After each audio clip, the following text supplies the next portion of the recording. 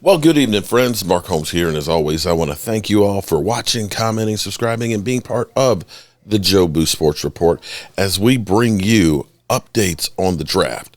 Guys, we're only a few hours away from day number 2 of the draft, where the Dallas Cowboys have the opportunity to build the next generation to create, hopefully, a Super Bowl winning team. And today, friends, the Dallas Cowboys have introduced the new big guy, Tyler Smith. Jerry Jones said, it's eerie how much he reminds me of Tyron Smith. Here we have now 2 Smiths, 2 Tylers, and we had 2 Williams. I'm trying to understand if we've got a repeat problem here with the Dallas Cowboys, that everything is about repetitive names. Tyler Badish, Tyler Smith, Tyrone Smith, Tyler Smith.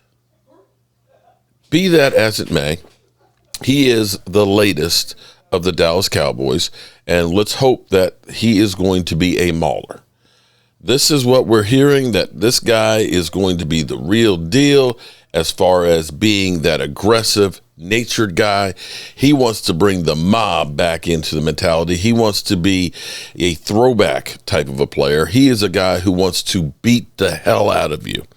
Let's go to a little clip here, interview with him with Chris Sims talking, so we can get a taste of what we are getting with Tyler. What up, Chris Sims Unbuttoned? We're back, baby. It's Combine Talk, and We're back, baby. Part 4 over here next to me as far as offensive linemen. All right, we got the big guy, Tyler Smith from Tulsa, left tackle, right? Yes, sir. Thanks for coming on, Yes, hanging sir. out with me for a little bit. No problem at all. Happy to be here. Thanks, man. You know what's you're probably the second guy out of all the linemen. Like, again, I haven't studied you, got a little base feel for you. I get into the weeds with this as we get down the process.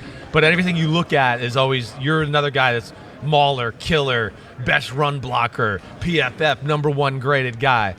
Got to feel good to kind of have all those things next to your name all the time, huh? I mean, it definitely does feel good. Like, I say it's a testament to the work and obviously the people in my organization who have, spent time with me, helping me hone my skills and hone my play style.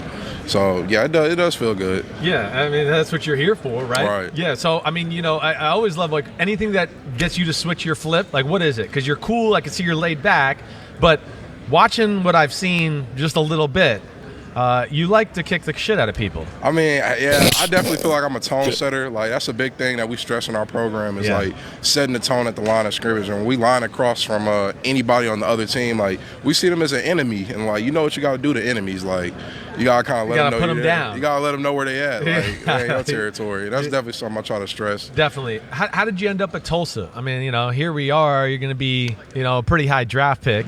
None of the big schools gave you a chance, or what happened? I mean, coming out, unfortunately, I didn't get as much, attention as I probably would have wanted at the time. Right. I came from a smaller school. I came from North Crowley. We're not exactly when I went there, we weren't exactly the most winningest team. So a lot of people passed me up, unfortunately. But, I knew I had a great staff around me. I had a great O-line coach in Brandon Harston. Shout out to you. And he did a lot of work with me and helped me become a lead at O-line because it wasn't a position I played before my junior year. So we did a lot of work there. The chips fell where they fell. I had a lot of success. And Tulsa is the greatest thing that ever happened to me. Philip Montgomery giving me the opportunity, the coaching staff and strength staff that I got to work with. They're a big part of why I'm here and who I became today. So Yeah, talk about that. I see, your upper body strength, power, with the little I've watched, all that.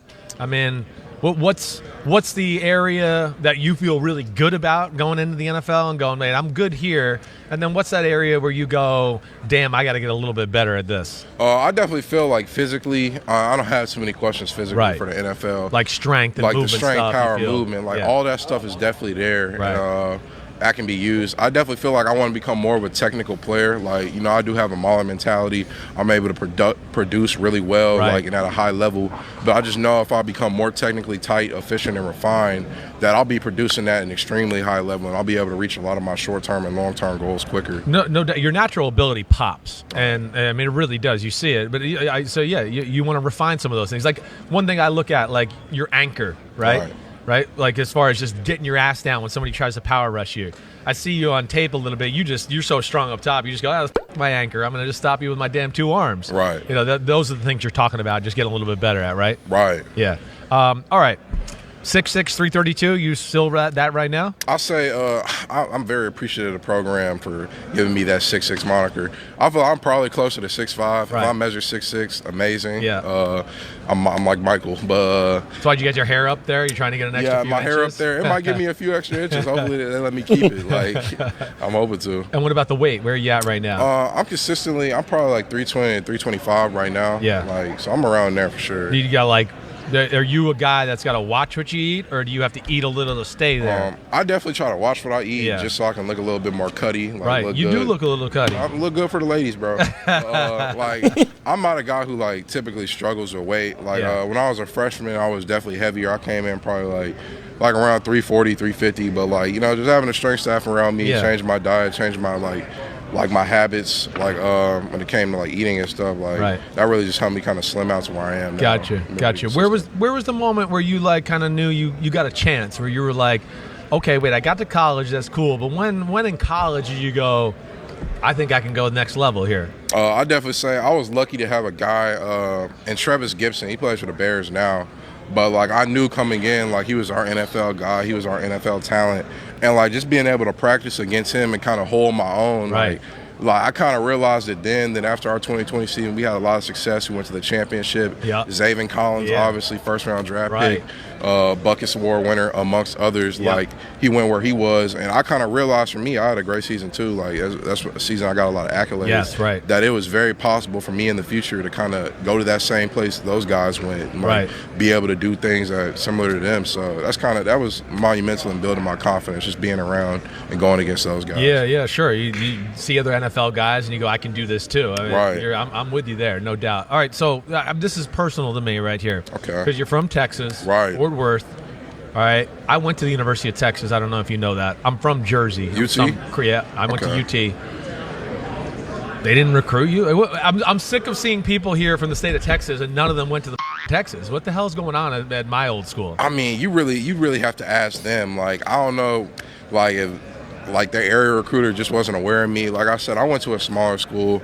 Like didn't hindsight, have enough stars next to your name. I mean, hindsight is 2020. They might have looked at the stars, man. I looked at the tape. It's just how things played out. But I'm thankful Tulsa came. Like even TCU didn't come. They're like right down the street. They're 15, 20 minutes. Yeah. But things just didn't pan out that way. But I feel like God put me in the position that I was supposed to be in and around the people I was supposed to be around. I'm just thankful for that, to be honest. All right, last thing, just guy you're most excited to block in the NFL? Guy I'm most excited to block against? I'd definitely say Travis. Like, I know some people will say, like, Aaron Donald, like this guy. But he posted on Twitter, he said the rematch is coming.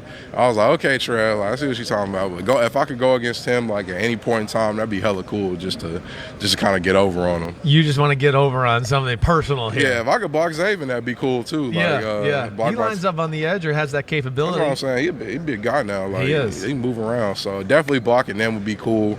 I feel like Aaron Donald cool too though. Like it'd be crazy. But it will be. I can promise you that. That'd be an experience. All right, you doing everything at the workout tomorrow? I plan on doing everything as of now. Yes. Okay, and what are we thinking? Just 40 time and bench press. What are we gonna? You gonna do bench press too? I'm as of now, yes. You are. Things are always subject to change. Definitely for 40s. I'm aiming to go sub 5. Like that's definitely my goal. Like I'm trying to get there. For bench, like. Whenever that happens, we going 20 plus for sure. Okay, all right, that'll do it. That's solid. Those are solid parameters. I'm not gonna say anything like 60 reps. Like, nah. Yeah, I got you. All right, you got to go. I know you got to get out of here. Okay, for all sure. right, big guy. Good luck, Tyler Smith. Coming to a hausehold near you. Going to be mauling people. All right, don't mess with this guy right here. All right, peace out. Thanks, man. All right, for sure. The Dallas Cowboys mauler. Definitely ready to rock and roll. Excited. He's already been introduced at the for the Dallas Cowboys today. Let's give you another little taste. This is the main clip that we got from ESPN last night.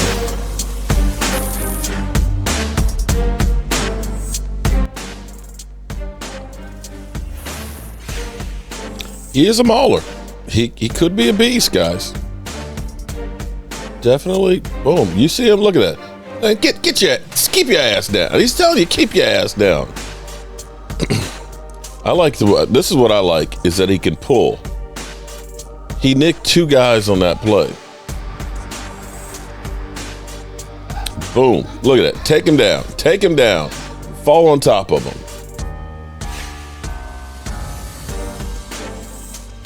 Boom. Getting up to the second level. If he can do that as a Dallas Cowboy and learn to take on the speed rushers and learn how to use the hands, he could become an absolute positive beast for the Dallas Cowboys. So we'll be here ready to rock and roll in a couple hours.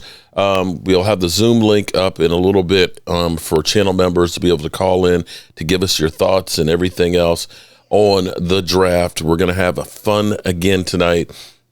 Don't get too worked up about the players that we pick, because nobody really knows who is going to be the great ones and who are going to be just the average ones. I'm Mark Holmes, and well, you just got to remember one thing. You play to win the game. Hello? You play to win the game. You don't play to just play it. That's the great thing about sports.